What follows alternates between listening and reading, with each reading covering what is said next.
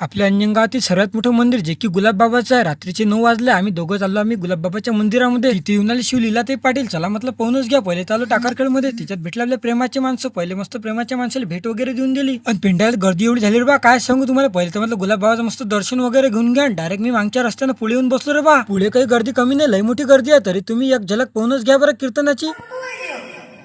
अंजनीच्या सुता तुला रामाचं एक मुखानं बोला एक मुखानं बोला.